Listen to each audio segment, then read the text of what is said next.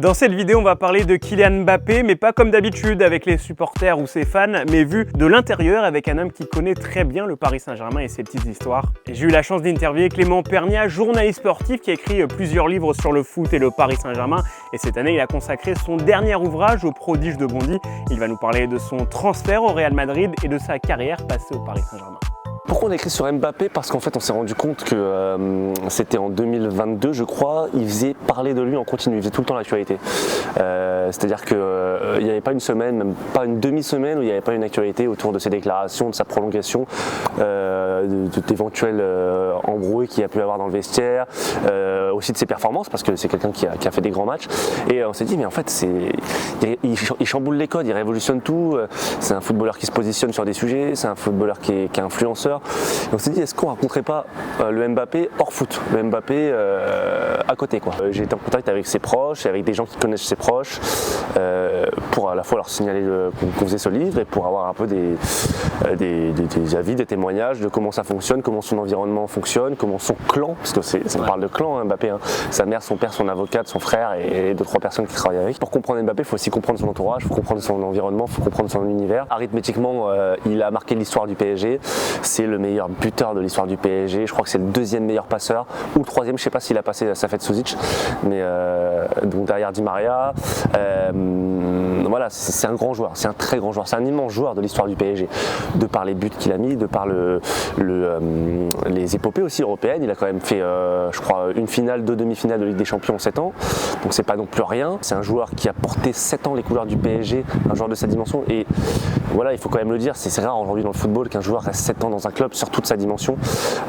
Donc voilà, il est venu au PSG en 2017 en refusant le Real Madrid. Donc il a fait le choix. À l'époque, il était jeune, il avait 17 ans de venir au PSG. Et ça, voilà, on ne peut pas lui retirer. Il y a eu du négatif, il y a eu beaucoup de négatifs. Je pense que alors déjà il n'a pas réussi à faire gagner la Ligue des Champions au PSG, c'était quand même un objectif important. Le plus gros échec personnel pour le club? Le plus gros échec c'est que, disons qu'il n'a pas su, alors il y a des contre-exemples, il a marqué contre le Bayern, il a marqué contre le Barça, mais il n'a pas su porter l'équipe dans les moments charnières, dans les derniers matchs des dernières compétitions. Ce qu'il a fait avec l'équipe de France, il n'a jamais su le faire avec le PSG. On peut dire en fait que c'est un joueur d'épopée sur une compétition de 3 semaines à mois, mais sur une saison, quand il faut porter l'équipe en avril, mai, juin, il l'a pas fait. Et il l'a pas fait, et on peut même dire qu'il a coûté certains matchs décisifs au PSG. Je pense à la finale de Ligue des Champions en 2020 où il rate complètement son match, dont 2 face à face il me semble. Donc il y a eu du négatif. Et dans le reste, je pense qu'on va l'évoquer, c'est quelqu'un qui a jamais su susciter l'attachement et l'amour des supporters alors qu'il est resté 7 ans, et ça c'est quand même un énorme gâchis. Comment on peut justifier ça justement? Je pense que c'est sa personnalité. Je pense qu'aujourd'hui Mbappé c'est un joueur de foot mais c'est aussi une entreprise, c'est-à-dire qu'il a construit son entreprise de communication, il a construit la grandeur, il a construit le fait qu'il veuille battre tous les records, qu'il veuille marquer l'histoire du foot, qu'il veuille devenir le plus grand, marquer le plus de buts, gagner le plus de trophées, et tout ça, ça a été fait au détriment des sentiments, ça a été fait au détriment de l'attachement. Parfois il dit ouais je veux tout contrôler, je veux être dans tout contrôle, il l'avait dit dans une émission, voilà c'est peut-être ce sur quoi je peux travailler, mais on a envie de lui dire arrête de tout contrôler, arrête, on s'en fout, même on est tous des humains, tout le monde a des faiblesses, je préfère que tu contrôles pas et que tu dises des conneries plutôt qu'être tout le temps dans le tout contrôle, jusqu'à sa vidéo d'au revoir où il dit je continuerai à suivre le club Paris Saint-Germain. Mais tu peux pas dire ça, t'es resté 7 ans, les supporters, certains supporters t'ont beaucoup aimé et toi tu parles comme un homme politique, et ça pose problème quand même, parce que faut pas oublier que même s'il s'exprime très bien, il contrôle son timing, il contrôle ses sujets, il contrôle ses moyens de communication.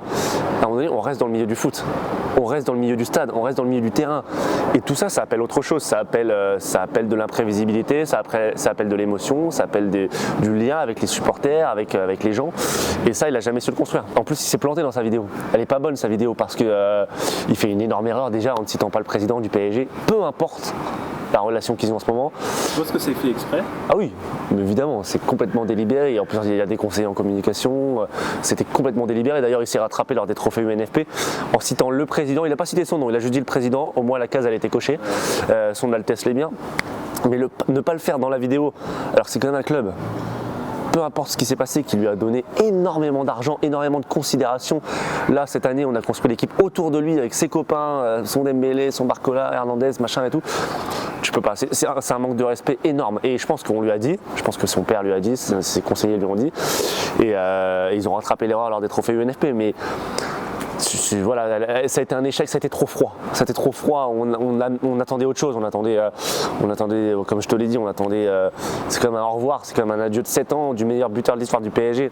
Ça aurait dû être fait différemment. Le PSG est le club qui a beaucoup donné à Mbappé. Alors, le club Mbappé va dire que Mbappé a aussi beaucoup donné au PSG, mais bon, le PSG a beaucoup donné à Mbappé. Le PSG n'a pas l'habitude de voir partir ses stars comme ça, quand il ne le décide pas. On se souvient quand Verratti avait voulu partir, quand Marquinhos à l'époque, dans d'autres époques, le PSG n'a pas l'habitude, même Mbappé qui devait partir en 2022 avait fini par prolonger. Donc je pense que pour Nasser, son ego a été fragilisé. Et ce qui n'est pas du tout passé évidemment, c'est le fait qu'il annonce qu'il parte libre l'été dernier. Et là encore une fois, le PSG s'est senti trahi parce que le PSG a énormément donné à Kylian Mbappé. Et quand le joueur, après une prolongation jusqu'en 2024 plus 1, 2025, annonce qu'il part libre, même si c'est dans son droit, contractuellement c'est dans son droit, ça passe pas parce que c'est un manque à gagner énorme pour le PSG. Alors, depuis, ils ont trouvé des arrangements, une prime de fidélité qui n'a pas été honorée, etc. Mais je veux dire, je comprends la position du Paris Saint-Germain. Je pense que c'est une bonne chose pour lui, c'est une bonne chose pour le PSG aussi. C'est une bonne chose pour lui parce qu'il va rejoindre le plus grand club du monde, parce qu'il va franchir un cap. Bon, déjà, il va connaître l'étranger, il ne l'a jamais connu quand même. Il va être dans une énorme institution, même si le PSG a beaucoup grandi. Il va côtoyer des grandes stars, un nouveau grand entraîneur, une autre expérience, un autre championnat. Oui, je pense que ça va l'enrichir. Attention, il va arriver dans un club qui a tout gagné ces dernières années, donc qui n'a quelque part plus rien à gagner en plus. Par contre, qui a beaucoup à perdre. Et ça serait quand même ballot que le Real chute, ou en tout cas commence à ne plus gagner la Ligue des Champions, alors qu'Mbappé, le meilleur joueur de la planète a priori, vient de signer. C'est un énorme risque pour lui. Oui, il se met en danger, mais bon, c'est quand même, il rejoint une grande écurie. C'est un énorme risque aussi parce que Ancelotti va rester encore une saison a priori, mais il devrait partir et c'est quand même le meilleur entraîneur du monde, donc on ne sait pas de quoi sera fait demain l'avenir du Real Madrid. Et c'est aussi un énorme risque, et là on va le mesurer, c'est qu'au PSG c'était devenu le roi, tout s'était construit autour de lui. Là il va arriver dans un vestiaire où il y a des autres cracks, Bellingham, Vinicius, Valverde, d'autres joueurs, et des cadres comme Toni Kroos, comme Carvajal, comme Nacho, qui sont là depuis des années. Et eux, jamais ils se laisseront marcher dessus par Kylian Mbappé. Certains supporters te tiennent le discours, oui, mais il nous a recalé 2 fois, donc on a une petite rancœur encore. J'y crois pas une seule seconde. Je pense qu'il va être accueilli comme une superstar. Ça fait des années qu'ils attendent ça. Enfin, Kylian Mbappé décide de signer au Real. Ils vont l'accueillir comme une superstar. Par contre, il y aura une grande exigence.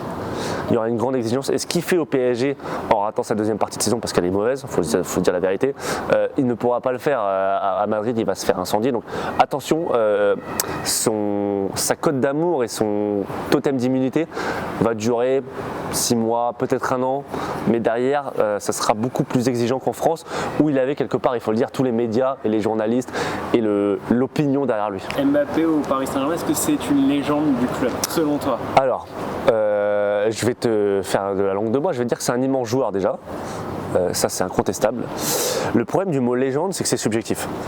Une légende, c'est quoi? C'est une légende personnelle, c'est quelqu'un qui t'a marqué, c'est quelqu'un qui a marqué l'histoire du club, qui t'a marqué, qui t'a procuré des émotions, dont on parlera dans 15-20 ans, que tu as aimé profondément. Je pense que c'est subjectif, je pense que c'est une légende pour certaines personnes, je pense que ça l'est pas pour d'autres. Pour beaucoup de gens, c'est un immense joueur du PSG. Pour moi, c'est un immense joueur du PSG, par exemple. Pour moi, ça n'est pas une légende, ça n'est pas ma légende en tout cas. Il y a des joueurs qui ont beaucoup plus, qui étaient moins forts que lui évidemment, mais qui ont beaucoup plus marqué de par les émotions générées. Et évidemment, on pense à Cavani, forcément. Il finit meilleur buteur de l'histoire du club. Il finit meilleur buteur de l'histoire du club, et c'est pour ça que si tu as une lecture arithmétique ou statistique, c'est une légende du PSG. Si tu as une lecture émotionnelle, si tu demandes aux supporters du PSG leur top 3 des légendes, je suis pas sûr qu'ils mettent Mbappé dedans. Je pense que, tu sais quoi, je pense qu'il y en a beaucoup qui mettent plus Neymar dedans que Mbappé, qui lui était quelque part insupportable à sa manière, mais qui a procuré des émotions, qui avait une part d'humanité. En fait, Mbappé, nous dans le livre, on dit que c'est un léviathan, on dit que c'est un monstre froid. C'est quelqu'un qui est dans le contrôle absolu, qui enquille les buts, qui est un robot, mais qui ne montre rien, qui ne renvoie rien. Et ce côté-là, quelque part ça le prive un peu d'une dimension légendaire, comme tu dis, ou affective. Un retour d'Mbappé après son aventure en Espagne, c'est envisageable pour sa carrière. Oui, je pense que alors lui-même dans ses déclarations, il a quand même dit, voilà, je vous dis au revoir, peut-être à bientôt. Voilà, je serai jamais bien loin de la France, du PSG et tout. Si ça se passe très mal au Real et que dans 2 ans le PSG va le récupérer, oui c'est complètement possible, moi je ne garde pas du tout cette hypothèse. On verra où en est le PSG à ce moment-là. J'espère que pour le PSG il y aura une progression sans Mbappé plutôt, avec voilà, un recadrage du projet. Mais oui c'est complètement envisageable. Qui pourrait le remplacer? Est-ce que tu as des profils? Moi alors j'ai pas de profil, par contre je sais que je pense que le PSG n'ira pas sur une superstar. Déjà parce qu'il n'y en a pas beaucoup de disponibles, on va pas se mentir, et parce qu'on a le club, l'expérience a montré au club que ces dernières années ça n'a pas fonctionné. En revanche, je pense qu'effectivement il y a beaucoup d'attentes derrière Xavi Simons qui pourrait revenir malgré ce qu'on dit, ou en tout cas repartir après une saison. Il y a Kvara de Naples qui va arriver a priori, enfin qui est bien embarqué en tout cas. Moi j'ai pas de nom en particulier. La saison en tout cas dans ce qui est en interne au PSG cette saison, il y aura beaucoup d'attentes sur Gonzalo Ramos qui plaît beaucoup aux supporters, qui a fait une bonne saison malgré le peu de matchs disputés. Et je pense que numériquement il va y avoir une attente derrière Gonzalo Ramos. Ethan, son petit frère, on sait est-ce qu'il va y rester? On ne sait pas, c'est un joueur qui a eu peu de temps de jeu cette saison. C'est toujours compliqué ce genre de cas de figure parce qu'on ne sait pas dans quelle mesure son destin est corrélé à celui de son frère. Est-ce qu'il va aller au Real? S'il reste, dans quelle mesure? Qu'est-ce qui va être dealé contractuellement? Donc c'est compliqué, en tout cas on a peu de références sportives avec lui. Donc a priori sur le court terme c'est pas du très haut niveau. Toi tu vas continuer à le suivre Kylian Mbappé alors je regarde pas tous les matchs du Real, par curiosité je vais tenter de regarder certains matchs, mais c'est comme je te l'ai dit, c'est pas un joueur pour lequel on a une immense affection, donc on regardera ça mais avec une grande distance quand même.